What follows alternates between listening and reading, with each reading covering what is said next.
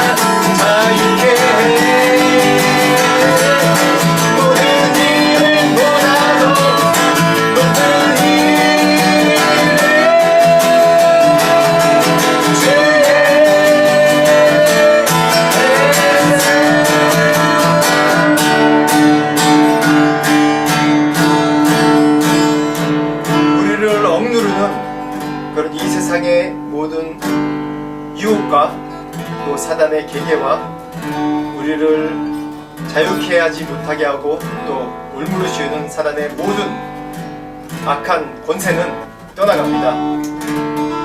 우리가 늘 패하는 것 같지만 결국 승리할 수밖에 없는 것은 예수께서 이미 승리하셨기 때문입니다. 계속해서 우리 예수 그리스도의 이름을 좀 높이시다. 그리고 우리 주님 앞에 우리의 마음을 계속 고백하면서 올려드립니다.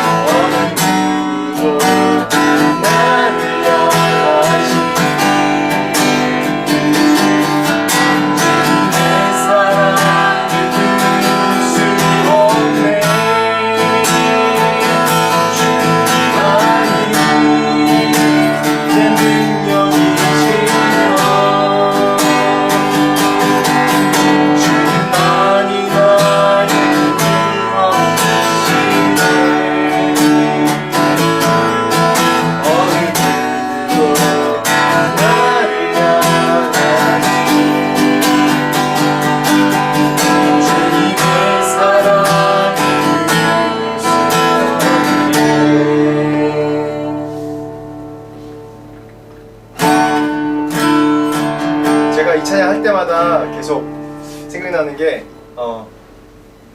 제가 인도 떠나고 이곳에 와서 한 2년째 3년째 됐을까요? 그때 이 찬양하는데 하나님이 이 찬양을 통해서 저에게 깨닫게 하시는 바가 있었어요. 인도에서 많이 어렵고 뭐 인도뿐만 아니라 우리 삶이 항상 그런 고난과 어려움과 또 슬픔이 연속이죠. 저도 뭐 짧은 생애 보내면서 정말 많은 그런 일들이 있었지만 내가 숨 쉴 수 있었던 이유가, 살아 있었던 이유가 바로 예수님의 그 사랑이 있었기 때문에 하루하루 고통을 또 인내할 수 있었고 또 많은 어려움과 고난을 또 이길 수 있었고 그 고난 가운데 기쁨과 승리가 있었음을 고백합니다. 그래서 다시 한번 이 찬양할 때는 우리가 내가 지금 처해진 상황과 어려움과 고난 가운데도 여전히 나를 안고 계시고 그 사랑이 나를 숨쉬게 한다는 것, 그 사랑이 나를 이끄신다는 고백을 하면서 다시 한번 찬양하겠습니다. 주 사랑이 나를 숨쉬게 세상 그 어떤 어려움 속에 주 은혜로 나를 돌보시고 세상 끝날까지 지켜주시네. 주 사랑이 나를 이끄시네. 주 사랑이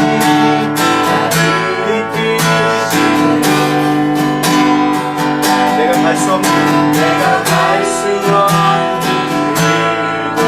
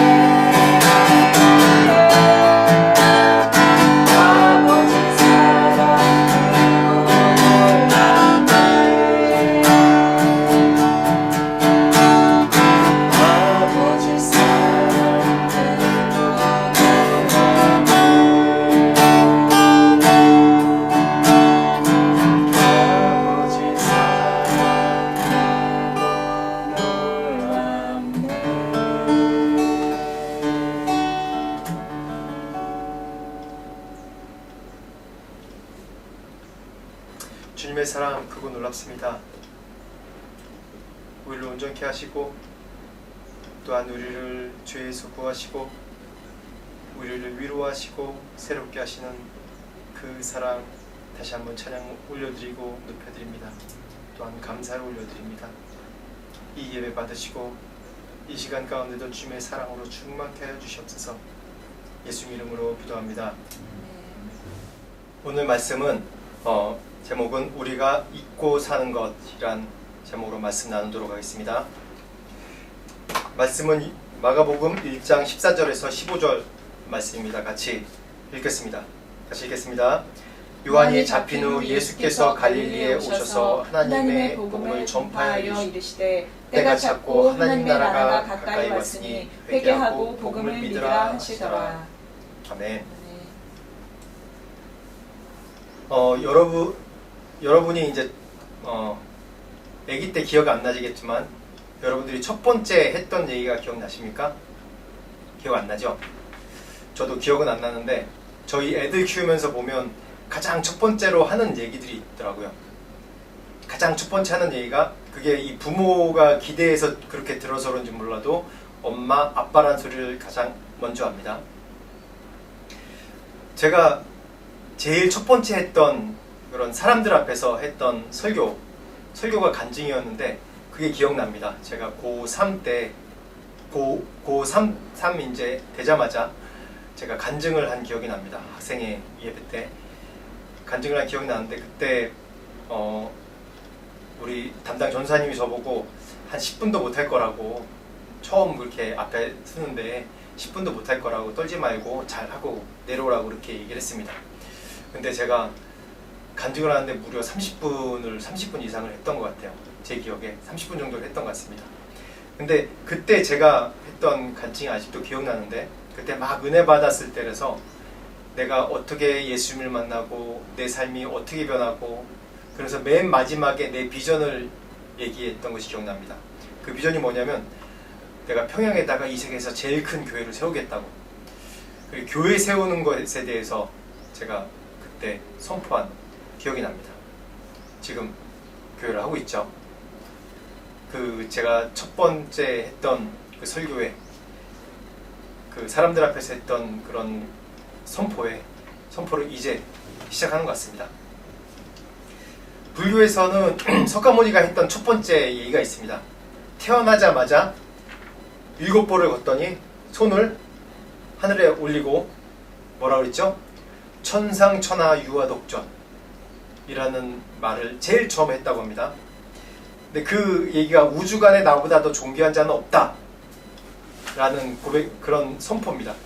그러니까 내가 제일이다 라는 선포죠. 근데 그거를 뭐 이대로 들으면 또 우리가 이게 건방지네 그렇게 얘기할 수 있는데 또 불교에서는 찾아보니까 이걸 다른 식으로 해석하더라고요. 이 고통과 그 고통의 세상에서 내가 기필코 이 세상을 편안케 하리라 라는 뜻이라고 불교에서는 얘기합니다. 아무튼 석가모니가 제일 처음에 했던 얘기가 천상천하 유아독전, 이 우주에서 가장 존귀한 자는 나다 라는 얘기를 했습니다. 그래서 이 석가모니의 얘기가 정말 이 불교에서 너무 중요하죠. 지금 저도 소승불교권에 살고 있고 이전에 힌두권에 살고 있을 때도 이제 불교 신자들이 좀 있었는데 이 얘기가 뭐냐면 자기중심.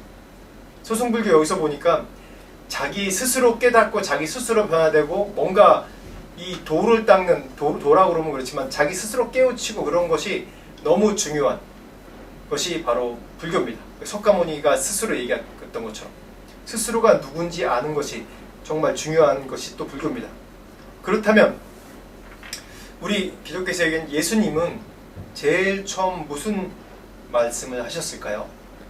오늘 말씀 처음에 읽었던 그 말씀 내용입니다. 하나님 나라가 가까이 왔다. 하나님 나라가 왔다라는 말씀을 하셨습니다. 이 말씀 하신 이유가 무엇일까요? 구약을 쭉 통틀어 보면 인간이 타락한 이후에 계속해서 하나님이 우리 인간 세상에게 하시려고 했던 것이 하나님이 처음 우리에게 만들어 주셨던 그런 우리의 원형을 복원하려고 계속 하셨어요. 그리고 노아의 홍수로 새 인류가 시작됐고 아브라함을 선택해서 아브라함 자손 이스라엘을 통해서 이 세상에 하나님 나라의 그런 뭔가 모형을 이스라엘 통해서 하나님의 통치한 나라를 만드시길 원하셨어요. 그런데 이스라엘은 계속 타락하고 하나님의 명령과 또 말씀대로 살지 않죠. 그때마다 계속 하나님은 선지자를 보내고 그래서 계속 선포를 합니다. 하나님의 통치, 하나님의 나라에 대해서 계속 선포를 합니다. 그런데 돌아오지 않고 계속해서 딴 길로 가죠. 결국은 그래서 바벨론에게 포로로 잡혀가고 아시리아한테 망하고 또 결국은 로마의 식민지배를 받는 그런 나라가 됩니다. 끊임없이 선지자를 통해서 말씀하시고 선포하셨지만 이스라엘은 여타 다른 이방 나라와 별 다를 것 없이 계속 하나님의 명령을 순종하지 않고 이방 나라 다를 것 없이 세속적인 그런 나라로 점점 되어갔습니다. 이때 예수님께서 이사야서 말씀을 펼쳐서 설교하시면서 하나님 나라가 가까이 왔다, 내가 이 말씀 응한다라고 말씀할 때 유대인들의 반응은 어땠을까요? 이때 당시에 그 신구약 그 역사, 기독교 역사 보면 신구약 이 400여 년 동안 예수님 오시기 400여 년 동안 신구약 중간이 이 기록이 이게 별로 이렇게 나와 있지 않습니다. 성경에 벙 떠 있다고 그러죠. 근데 그 중간 시대에 많은 사람들이 내가 메시아다 한두 명이 아니라 몇 명이 내가 메시아다라고 나타나서 주장했다고 합니다. 지금도 똑같죠. 지금도 내가 재림 예수라라고 얘기하는 사람이 몇천 명 된다고 얘기하죠. 그때도 마찬가지로 내가 메시아다라고 선포하지만 말뿐이고, 그렇게 설교도 잘한 것 같지만 결국은 그냥 그러다가 희지부지 끝나는 그런 장면들이 나왔다고 또 신약 성경에도 우리가 찾아볼 수 있습니다. 그런데 예수님의 가르침은 다르셨어요. 예수님은 하나님 나라가 가까이 왔다라고 얘기했을 때 그 당시에 회당에 앉았던 많은 유대인들이 또 어디 또 이상한 사람, 자기가 재림주다, 자기가 메시아다라고 선포하는 이상한 사람 시켜놨겠네, 그렇게 생각했을 겁니다. 그렇지만 그 이후의 장면들을 보면 정말 예수님께서 선포하셨듯이 직접 그냥 그전에는 허황된 말로만 했던, 내가 메시아라 주장했던 말이 아니라 직접 하나님 나라에 대해서 체험하게 해주고 하나님 나라에 대해서 만져보게 해주시고 경험하게 해주신 그런 증거들이 이 공생의 기간 동안에 계속해서 나타납니다. 이 성경 전체 그 주제를 보면 여러 가지 주제들이 있습니다. 영생에 대해서 얘기할 수 있고, 죄에 대해서 얘기하고, 또 하나님에 대해서 얘기하고, 또 우리의 고난과 또 의와 진리와 은혜와 사랑과 여러 가지 주제들이 있습니다. 이 창세기부터 계시록까지 여러 주제들 중에 정말 중요한 주제 중에 하나가 바로 이 하나님의 나라입니다. 66권 전체에 걸쳐서 하나님의 나라에 대해서는 계속해서 다뤄지는 내용입니다.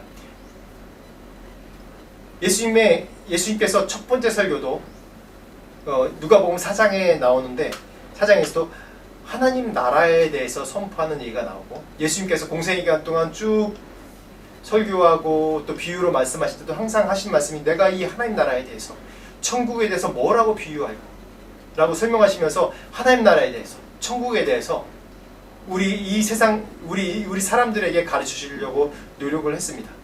심지어는 예수님 부활 이후에 40일 동안, 승천하기 전까지 40일 동안 제자들에게 하셨던 일이 바로 하나님의 나라에 대해서 계속 얘기해 주셨던 장면이 나옵니다. 예수님께서 하나님 나라에 대해서 왜 이렇게 강조를 하셨을까요? 물론 중요하기 때문입니다. 굉장히 중요하기 때문입니다. 그렇지만 사람들이 이 구약시대 통틀어서 하나님 나라에 대해서 많은 것을 오해하고 있기 때문에 예수님께서 이 하나님 나라에 대해서 계속해서 가르치시고 말씀해 주셨던 거예요. 제자들에게 계속해서 얘기해 주셨고, 그 당시에 하나님 나라에 대해서 오해했던 여러 가지 중에서 가장 큰 문제가 뭐냐 하면 바로 세속적인 하나님 나라를 구했기 때문입니다. 여러 선지자의 그런 선포에 대해서, 메시아에 대해 선포에 대해서 볼 때 그 중에 하나, 아모스서 9장 11절에서 12절 말씀 한번 같이 읽어보겠습니다. 시작. 그날에 내가 다윗의 무너진 장막을 일으키고 그것들의 틈을 막으며 그 허물어진 것을 일으켜서 옛적과 같이 세우고 그들이 에돔의 남은 자와 내 이름으로 일컫는 만국을 기업으로 얻게 하리라. 이 일을 행하시는 여호와의 말씀이니라. 여기서 분명히 다윗의 무너진 장막을 일으키고라고 나옵니다. 이때 당시 유대 사람들이, 이스라엘 사람들이 가졌던 그런 하나님의 나라에 대한 개념이 뭐냐면, 다윗 시대 때 시작했던 그 통일 왕국, 그 고대 근동을 지배했던 최강국이었던 그런 다윗의 그런 통치, 다윗 시대 때 그런 통치 왕국이 다시 한번 건설되리라는, 그 영광이 재현되리라는 그런 소망을 가지고 있습니다. 뭐 비단 이 이스라엘 사람만 갖고 있는 것이 아니죠. 많은 민족들이 그런 옛날의 영광을 그리워하고 있습니다. 뭐 이란 같은 경우에는 그 페르시아 왕국 때 그런 영광들, 또 지금 영국은 옛날 대영제국 때 그 영광들, 뭐 우리나라는 뭐 고구려 때 뭐 그런 영광들, 그게 뭐 그래서 중국 만주 땅이 우리 땅이었다, 뭐 그런 얘기도 계속 하지 않습니까? 많은 나라들이 옛 시대에 가장 영광스러웠을 때를 기대합니다. 그런데 이 이스라엘은 하나님께서 지속적으로 계속 선지자를 보내시고 하나님 이 말씀을 통해서 계속 말씀하신 것이 하나님 나라는 그게 아니라는 것을 계속 얘기하셨는데도 불구하고 이스라엘 사람들은 늘 이 세속적인 나라의 왕국, 다윗의 무너진 장막이라는 그런 의미가 통일 왕국을 꿈꾸는 그런 오해를 갖고 있었던 게 가장 큰 문제였습니다. 예수님 제자들도 마찬가지죠. 마태복음 20장 20절에서 21절 말씀 같이 읽어보겠습니다. 시작. 그때 세베대의 아들의 어머니가 그 아들들을 데리고 예수께 와서 절하며 무엇을 구하니 예수께서 이르시되 무엇을 원하느냐 이르되 나의 이 두 아들을 주의 나라에서 하나는 주의 우편에 하나는 주의 좌편에 앉게 명하소서. 이 제자들이 예수님을 따른 이유가 예수님의 그런 하나님이기 때문에 따른 것이 아니라 예수님의 그런 신성, 또 이 세상을 구원할 때 십자가에 못 박혀 돌아가심으로 우리를 구원하는 그런 걸 바라는 것이 아니라, 우리가 다 알고 있죠. 세속적인 왕국을 바랬던 거예요. 예수님이 능력 있고 죽은 사람들도 일으키고 뭐 떡과 그 오병이어의 기적도 일으키시고 정말 많은 기적들을 일으키셨습니다. 그랬을 때 옆에 제자들도 동일한 생각이었죠.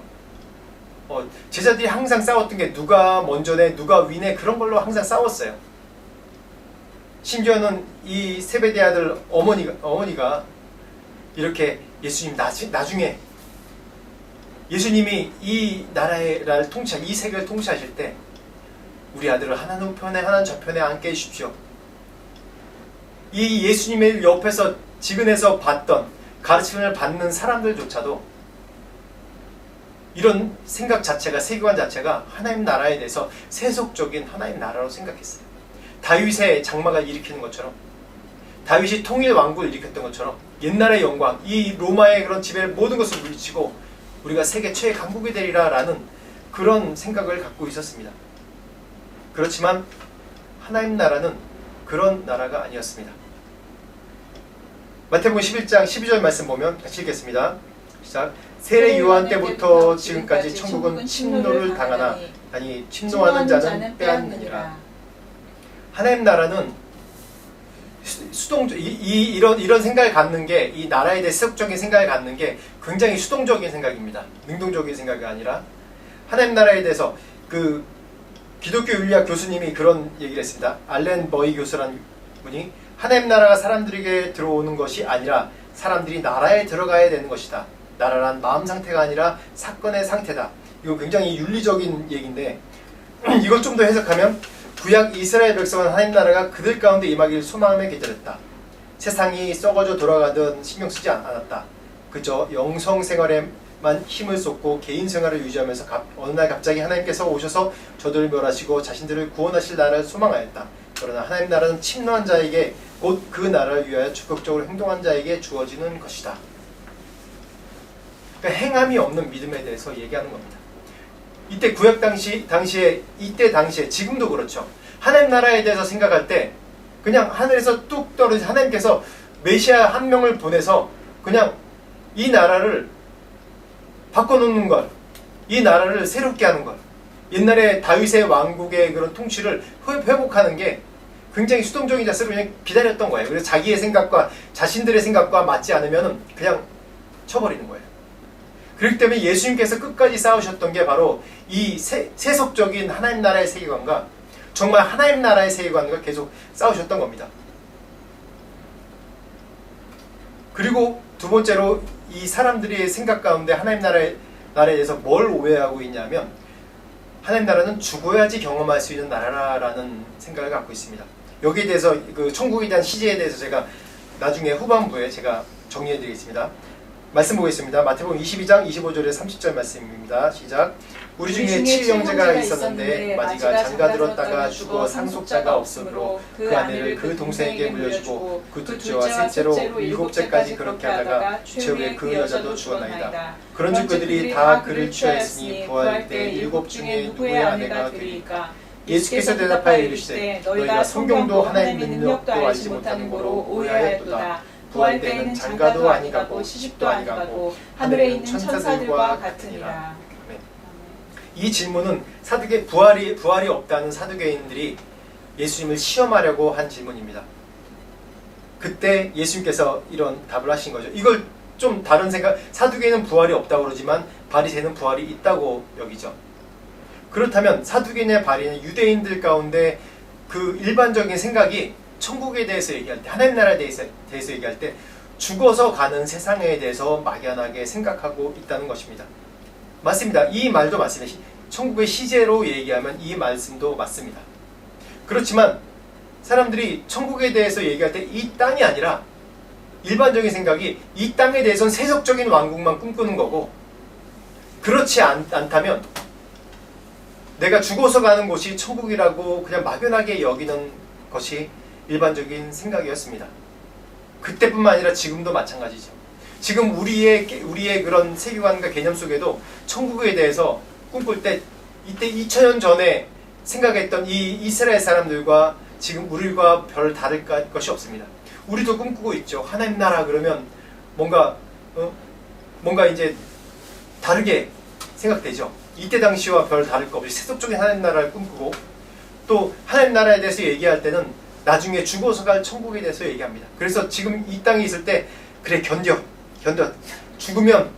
죽으면 이제 뭐든지 새로운 세상이 올 거야. 죽으면 고통도 끝나고 다 끝나고, 성경에 나와 있으니까 그 말씀도 맞습니다. 그 말씀도 맞아요. 그렇지만 죽으면 끝나 그렇게 인내에 꽉 참어 이를 악물어 그렇게 하고 버티고 살아가는 거예요. 그게 바로 예수님께서 십자가에 돌아가신 의미가 없다는 겁니다. 정말 십자가에 돌아가신 의미가 없어요. 십자가, 그 천국에 대해 시제에 대해서 얘기할 때 아마 이해가 갈 겁니다. 다음 말씀 보겠습니다. 누가복음 3장 4절에서 6절까지 말씀입니다. 천국에 대한 증언입니다. 예수님께서 예수님께서 직접 하나님 나라에 대해 선포하시고 증거를 보이시고 우리를 체험케 하시고 경험케 하시기 전에 이 길을 닫기 위해서 세례 요한이 선포를 하죠. 하나님 나라가 가까웠다. 예수님과 동일한 말씀을 선포합니다. 한번 읽어보겠습니다. 시작. 선지자 이사야의 책에 쓴 바 광야에서 외친 자의 소리가 있어 이르되 너희는 주의 길을 준비하라. 그의 오실 길을 곱게 하라. 모든 골짜기가 메어지고 모든 산과 작은 산이 낮아지고 굽은 것이 곧아지고 험한 길이 평탄해질 것이요 모든 육체가 하나님의 구원하심을 보리라 함과 같으니라. 아멘. 세례 요한이 이렇게 증거했습니다. 골짜기가 메어지고 모든 작은 산이 낮아지고 굽은 것이 곧아지고 험한 길이 평탄해질 것이다. 그리고 모든 육체가 하나님의 구원을 보리라. 이 얘기가 뭐냐면 하나님 나라가 곧 임한다. 하나님의 의와 공평이 예수께서 오실 때 임할 것이다 라는 그런 말씀입니다. 뭐 지식이나 인종이나 또 아니면 유대이나 아이나 내가 금식을 많이 했고 내가 얼마나 헌신했고 거기에 따라서 하나님 나라를 취하고 경험하는 것이 아니라, 이런 것이 아니라 모든 육체가 이제는 구원이 이스라엘에게만 있는 것이 아니라 온 열방 가운데 있는 것이고 높아진 자에게만 있는 것이 아니라, 그런 것이 아니라 모든 것을 의와 공평 가운데 하나님의 진리가, 하나님 나라가 이 땅 가운데 임할 것이다 라는 그런 선포하는 내용입니다. 그렇다면 예수님께서 뭐라고 또 선포하셨을까요? 한번 말씀 보겠습니다. 예수님께서 첫 설교 때 하신 말씀입니다. 누가복음 4장 16절에서 21절까지 말씀입니다. 시작. 예수께서 그 자라나신 곳 나사렛에 이르사 안식일에 늘 하시던 대로 회당에 들어가 성경을 읽으려고 서심해 선지자 이사야의 글을 들이거늘 책을 펴서 이렇게 기록된 데를 찾으시니 곧 주의 성령이 내게 임하셨으니 이는 가난한 자에게 복음을 전하게 하시려고 내게 기름을 부으시고 나를 보내사 포로된 자에게 자유를 눈먼 자에게 다시 보게 함을 전파하며 눌린 자를 자유롭게 하고 주의 은혜를 전파하게 하려 하심이라 하였더라. 책을 덮어 그 맡은 자에게 주시고 앉으시니 회당에 있는 자들이 다 주목하여 보더라. 이에 예수께서 그들에게 말씀하시되 이 글이 오늘 너희 귀에 응하였느니라 하시니라. 아멘. 세례 요한의 선포에 대해서 더 구체적으로 말씀하시는 겁니다. 이사야 말씀 그대로 얘기하시는 것이죠. 포로된 자에게 자유를, 눈먼 자에게 다시 보게 함을, 눌린 자에게 자유함을, 이런 가난한 자에게 복음을 전파하러 오셨다고 분명하게 얘기하고 있습니다. 죽어야지 경험하는 것이 하나님 나라가 아니죠. 예수님께서 이런 자들에게 하나님 나라를 선포한다고, 하나님의 의와 공평과 하나님의 은혜와 축복을 이런 자들에게 주겠다고 말씀하시는 것입니다. 포로된 자가 자유롭게 된다는 의미가 무엇입니까? 눌린 자가 해방된다는 게 무엇입니까? 이게 무슨 뜻입니까? 바로 죄지요. 이전에 구체적으로 얘기하면 죄입니다. 이전에 눌려있었던, 죄로 인해서 눌려있었던 우리의 영혼을 자유케 하시는 것입니다. 이것이 예수님께서 오신 목적이고, 그것뿐만 아니라 실질적으로 가난한 자들을 위해서도 또 오셨다고 말씀하셨어요. 천국에는 이런 가난하고 소외되고 고통과 그런 것이 없다는 것을 직접 우리에게 보여주시려고 예수님께서 공생의 기간 동안에 여러 기적을 행하신 것 중에 하나가 떡을 주고 고기를 주고 우리를 먹이시고 입히시는 것이었습니다. 그리고 고통 중에 시름하고 병 가운데 있는 자를 살리시고 죽은 자를 다 살리시는 것이 바로 이 말씀을 응하게 하시려고, 우리가 직접 하나님 나라를 이런 나라라는 것을 직접 체험케 하시고 만지고 보고 듣게 하시려고 직접 우리에게 보여주신 겁니다. 이것이 하나님 나라입니다. 죽어야지 경험하는 것이 아니라 너희들이 이 땅에 있을 때도 이런 기쁨과 평안이 있어야 한다라는 그런 말씀을 이 말씀 첫 설교 때 선포하신 겁니다. 실제로 이 말씀대로 예수께서 십자가 못 박히실 때까지 계속해서 우리들에게 여러 샘플과 예로 우리를 보여주셨고 계속 체험케 해주셨습니다. 그래서 이러한 하나님 나라는 어떤 것일까요? 말씀 보겠습니다. 에베소 1장 3절 시작. 찬송하리로다 하나님 곧 우리 주 예수 그리스도의 아버지께서 그리스도 안에서 하늘에 속한 모든 신령한 복을 우리에게 주시되. 아멘. 신령한 복을 이미 그리스도 예수 안에 주셨다는 것입니다. 다시 얘기하면 예수 그리스도를 믿는 자에게 어떻게 된다고요? 이러한 신령한 복이 우리 가운데 소유가 된다는 뜻입니다. 그렇지만 우리는 이미 우리에게 있는 복을 모르고 계속 복을 구하죠. 내가 잘 안 되고 있으면 내가 복이 없기 때문이야. 뭔 일 하다가 잘 안 되면 복이 없기 때문이야. 내가 실패하고 병들고 복이 없기 때문이야. 복을 받지 못했기 때문이야. 인간은 어쩔 수 없이 우리가 눈에 보이는 대로 스스로 평가하고 남도 평가합니다. 왜냐? 우리의 동기와 근본을 못 보는 것이 인간이기 때문에 우리의 눈으로 보고 우리의 손으로 만지고 그 경험한 그걸로만 우리가 판단을 합니다. 나 스스로도 그렇고 그걸로 내가 복 받았다 안 받았다 그렇게 판단을 합니다. 그렇지만 이미 예수 그리스도 안에 우리에게 주신 숨겨진 보물, 알 사람만 아는 보물을 주셨다고 분명히 얘기하고 있습니다. 말씀 보겠습니다. 누가복음 17장 20절에서 21절입니다. 시작.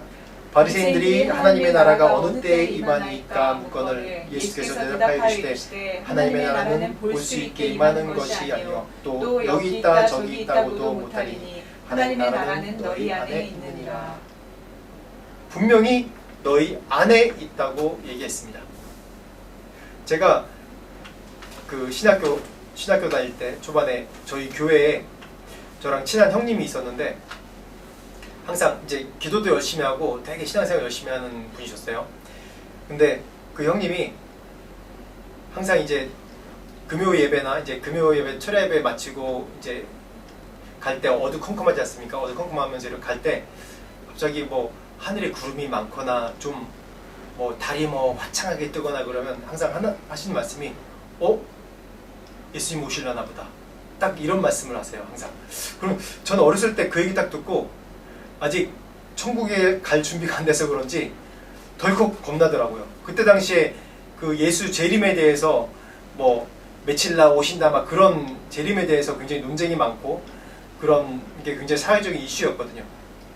그래서 진짜 예수님 오시면 어떡하지? 라는 그런 생각을 했던 것 같아요. 근데 분명히 하나님 나라는 오늘 말씀 가운데 보면 여기 있다 저기 있다 못하리니 하나님 나라는 어디라고요? 너희 안에 있다라고 얘기합니다. 이제는 하나님 나라가 어떤 장소의 문제가 아닌 거예요. 여기 있다 저기 있다라는 얘기가 우리 인간들이 말하는 하나님 나라는 여기 있다 저기 있다 언제 오신다 거기에 대한 것만 집중하고 내 안에 있는 하나님의 나라는 발견하지 못하는 것에 대해서 분명히 누가복음 17장에는 예수님께서 분명히 지적하면서 말씀하고 계십니다.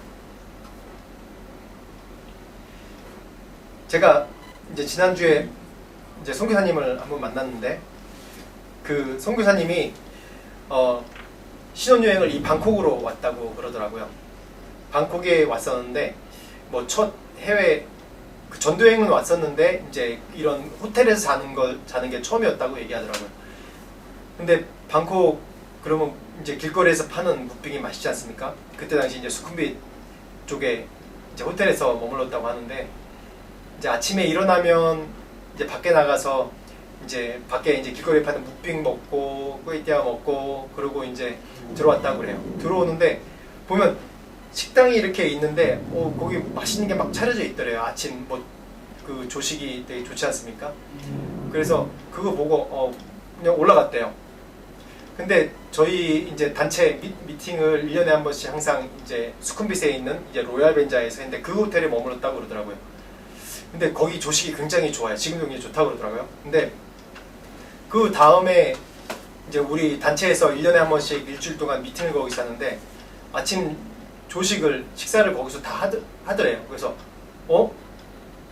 조식 공짜예요. 그러니까 이 가격에 포함된 거라고. 이 호텔에 다 포함된 게 조식이라고. 그러니까 자기가 그때 안 먹은 걸 너무 후회했다고. 나가서 꾸에이띠아 먹고 그때 조식 포함된 걸 몰랐었다고. 그렇게 얘기를 하더라고요. 웃기죠? 우리도 그렇습니다. 우리가 하나님 나라 앞에 가서 하나님 내가 이 세상에서 생고생하다 왔어요. 내가 이런 것도 하고 이런 것도 하고 이런 것도 하는데 이거 다 참고 꾹꾹 참고 하나님 이곳에 왔어요. 근데 예수님께서 뭐라고 말씀하실까요? 이 선교사님처럼 조식에 포함되어 있어. 네가 예수님 믿겠다고 고백할 그 당시부터 이미 천국이 네 안에 있어라고 말씀하지 않으실까요? 그걸 발견 못한 내 잘못이죠. 제가 또 한 번 그런 예가 있습니다. 제가 옛날에 이제 일반주택에서 제가 청년 때 일반주택에서 살았습니다. 일반주택에 살았는데 거기 동네가 주차장이 없어가지고 저희 집에 차가 있었는데 주차장을 가려면 한 5분 좀 넘게 걸어서 일반 사설 주차장으로 가야 돼요. 그래서 제가 이제 그때 당시 양복 입고 또 뭐 어디 가려고 이제 갔는데 주차장 앞에 딱 갔는데 차 앞에 갔는데 키가 없는 거예요. 가방에도 없고 아무데도 없는 거예요. 그래서 어떡하지 그러다 다시 가야겠다. 이 시간은 없는데 집에 다시 한 5분 10분 정도 걸어서 다시 집에 와서 막 뒤져보니까 없는 거예요. 키가. 어떡하지 그러다가 이렇게 허리춤을 딱 만지는데 옛날에는 지금은 안 그런데 옛날에는 이 남자 양복의 허리띠 춤에 이 주머니가 하나 조그만 게 있었어요. 거기다 뭐 동전이나 뭐 이렇게 넣으라고 그랬나 봐요. 근데 딱 보니까 그 허리춤 주머니에 차키가 있는 거예요. 옛날에는 이 무선 띡띡하는 무선 시동이나 그런 게 없었기 때문에 그냥 키를 넣고 다녔거든요. 거기에 있는 거예요. 그래서 다시 야, 내가 헛걸음했다. 그렇게 생각을 했거든요. 말씀 보겠습니다. 마태복음 16장 19절 시작. 내가 천국 열쇠를 내게 주리니 내가 이 땅에서 무엇인지 매면 하늘에서 매일 것이요 내가 땅에서도 무엇인지 풀면 하늘에서 풀리리라 하시고. 아멘. 이미 천국 열쇠는 우리에게 있습니다. 이미 천국 열쇠는 우리에게 있습니다. 이 천국 열쇠를 활용하지 못하는 게 바로 세상에서 가장 미련한 크리스찬이죠. 이 천국 열쇠로 무슨 권한을 주겠다고 그랬어요? 땅에서도 무엇인지 매면 하늘에서 매일 것이요 땅에서도 무엇인지 풀면 어떻게 해요? 하늘에서 풀리겠다고 말씀하신 거예요. 이게 천국 열쇠입니다. 다시 얘기하면 우리가 이 땅에서 천국의 삶을 지금 이 시간에 누리지 못한다면 그것이 가장 불쌍하고 미련한 것이에요. 가장 불쌍하고 미련한 것입니다.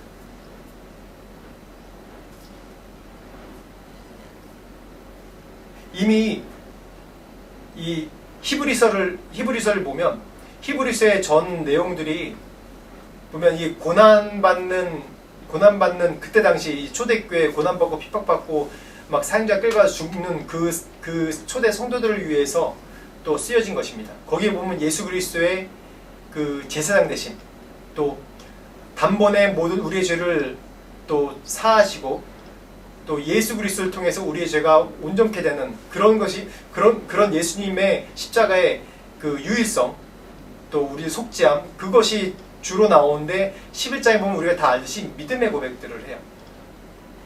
믿음으로 선조는 어떻게 했고 또 바라지 못하는 것을 바랬고 천국을 바랬고 그런 얘기들이 쭉 나옵니다. 그 얘기가 뭐냐 하면 극한 고난 가운데 있을 때에도 너희가 그 극한 고난 중에서도 천국의 삶을 살아라는 그런 믿음의 얘기입니다. 그 얘기가 예수 그리스도 통해서 네가 너희들이 고난 가운데 있어도 이 땅 가운데 천국의 삶을 살 수 있다는 그런 증거입니다. 마태복음 6장 9절에 10절 말씀 보겠습니다. 시작. 그러므로 너희는 이렇게 기도하라. 하늘에 계신 우리 아버지여 이름이 거룩하게 받으시오며 나라에 임하시오며 뜻이 하늘에서 이루어진 것 같이 땅에서도 하늘에서 이루어지이다. 아멘.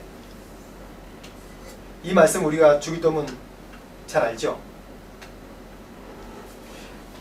하나님 나라가 우리 가운데 임하옵시고 뜻이 하늘에 이루어진 것 같이 이 땅에서도 이루어지이다 라고 말씀합니다.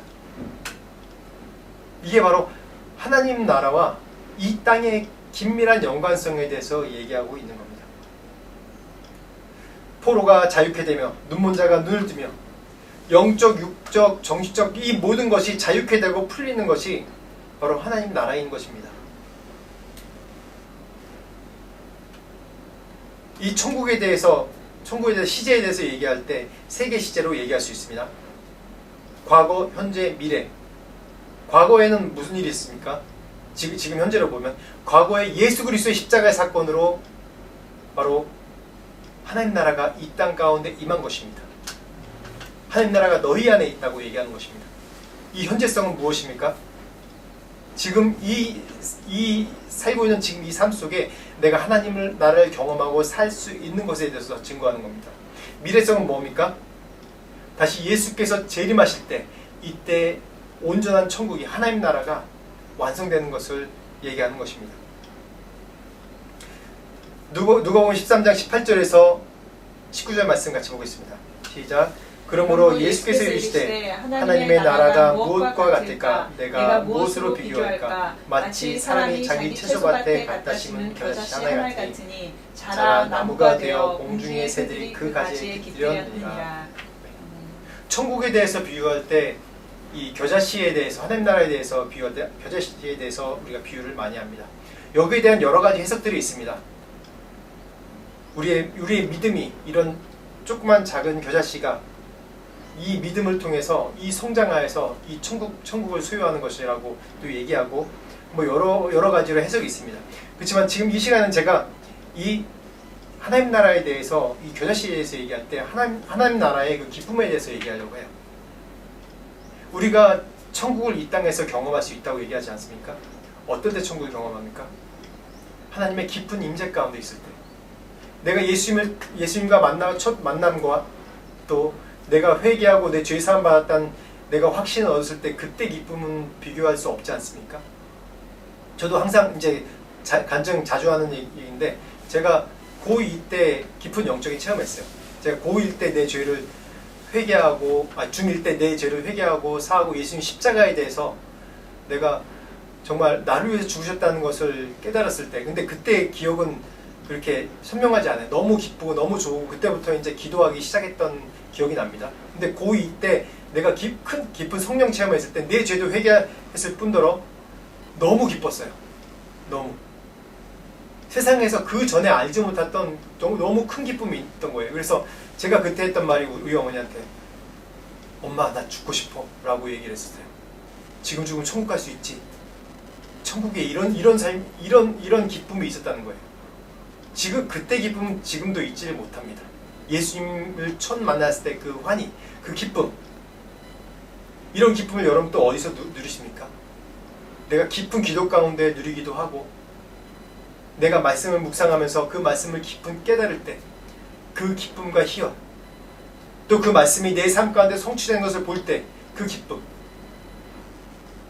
또 우리가 일반적으로 하나님 나라의 큰 기쁨을 얻는 것, 체험할 수 있는 때가 바로 예배의 때라고 생각합니다. 내가 예배 드릴 때 하나님의 이 임재를 체험하는 것. 저도 이 예배 때 찬양하는 거 너무 좋아하거든요. 이 찬양하면서 하나님의 깊은 임재를 체험하고, 때로는 찬양 인도하면서 찬양하면서 너무 많은 눈물을 흘리기도 하고, 이 찬양을 통해서, 예배를 통해서 내가 깊은 깨달음 얻기도 하고 그렇습니다. 이 예배가 너무 좋아요. 너무 좋아요. 제가 그래서 그 전에 중고등부 이제 한인교회 이제 예배 인도할 때 한번 너무 좋아서 그냥 죽고 싶다고 이대로. 제가 그렇게 얘기하니까 선생님들이 굉장히 이상한 눈을 보더라고요.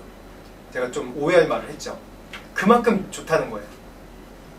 근데 분명한 것은 이 겨자씨 하나 같은 이 나무가 자라서 공중에 새가 깃들었느니라 라고 얘기하는 것은, 겨자씨가 정말 정말 한 볼펜 점 찍는 것만큼 조그만 이 겨자씨가 자라면 큰 나무가 돼서 많은 새들이 깃들인다고 그러죠. 이 성장을 얘기하죠.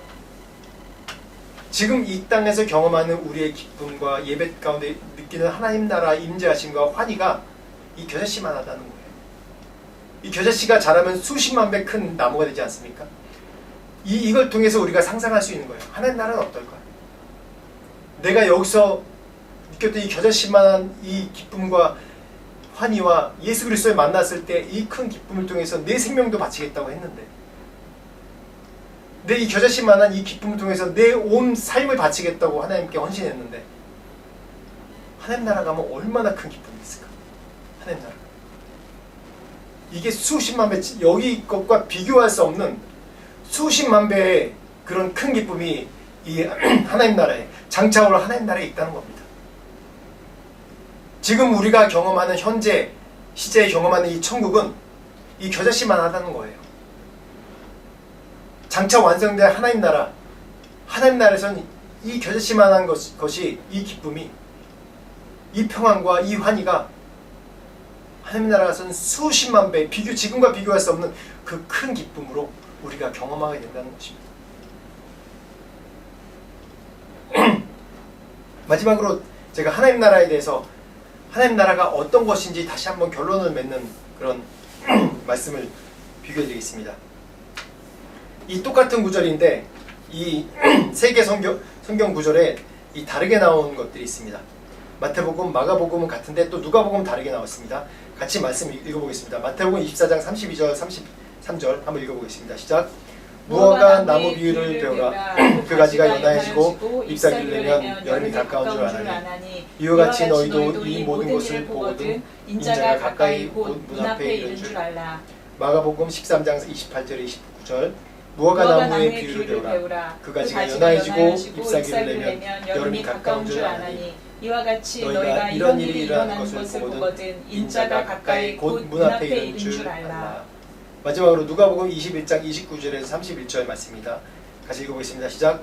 이에 비유로 이르되 무화과 나무와 모든 나무를 보라. 싹이 나면 너희가 보고 여름이 가까운 줄을 자연히 아나니 이와 같이 너희가 이런 일이 일어나는 것을 보거든 하나님의 나라가 가까이 온 줄을 알라. 여기 마가복음, 마태복음 말씀 보면 인자가 가까이 곧 문 앞에 이런 줄 알라. 인자가 가까이 곧 문 앞에 이런 줄 알라라고 인자라고 얘기했습니다. 그렇지만 똑같은 비유고 똑같은 구절인데 누가복음 뭐라고 얘기합니까? 이런 일이 일어나는 것을 보거든 뭐가 가까이 온 줄 알라고요? 하나님 나라가 가까이 온 줄 알라라고 얘기를 합니다. 하나님 나라. 바로 예수님이 하나님 나라입니다. 예수님이 하나님 나라인 거예요. 그렇지 않습니까? 같은 얘기인데 하나님 나라, 인자는 예수님에 대해서 얘기하는 거죠. 하나님 나라 가까운 줄 알라. 다시 얘기하면 예수님이 통치하는 나라가 하나님 나라입니다. 통치자가 누구냐에 따라서 그 나라가 달라지는 것입니다. 내가 지금 이 삶 가운데 내가 주인이면 내가 통치자면 그건 하나님 나라 아니죠. 하나님 나라 아니죠. 내가 교회를 다니고 있다고 해도 내가 통치하고 있거나 목사가 통치하고 있으면 하나님 나라 아니죠. 예수님이 통치한 나라가 하나님 나라입니다. 예수님 통치한 나라. 내 마음 가운데 예수님이 계십니까? 내 삶 가운데 예수님이 계십니까? 내 삶 가운데 예수님이 계시면서 내가 예수님의 말씀대로 의와 진리의 그 말씀대로 살 때 기쁨과 환희가 있습니까? 그 가운데 확신이 있습니까? 세상의 어떤 유혹과 비교할 수 없을 만한 그런 확신과 기쁨이 있습니까? 평안이 있습니까? 그것이 바로 하나님 나라입니다. 예수가 바로 하나님 나라의 본체십니다. 하나님 나라가 무엇입니까? 하나님이 통치한 나라. 이 말씀에 보면 인자가 가까이 왔느니라, 예수께서 가까이 왔느니라. 바로 하나님 나라가 예수 그리스도께서 하나님 나라이신 것입니다. 그 안에 하나님 나라가 있습니다. 너희 안에 하나님 나라. 예수 그리스도를 모신 우리 가운데가 바로 하나님 나라가 있는 것입니다. 이 땅에서 그런 천국의 경험을 하지 않고 천국의 삶을 살지 않고 늘 내가 천국의 열쇠를 가지고 있는데도 잃어버리고 그냥 세상 사람들과 똑같이 살다가 고난 가운데 울부짖으며 살다가 나중에 원망하실 겁니다. 원망하실 겁니까? 주님 앞에서?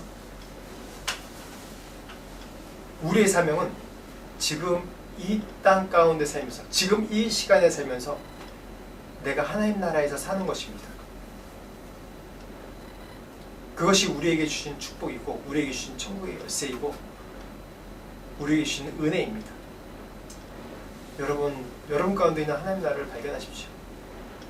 이미 예수님은 우리에게 하나님 나라를 체험하게 해주셨고 만지게 해주셨고 보게 해주셨고 경험하게 해주셨습니다.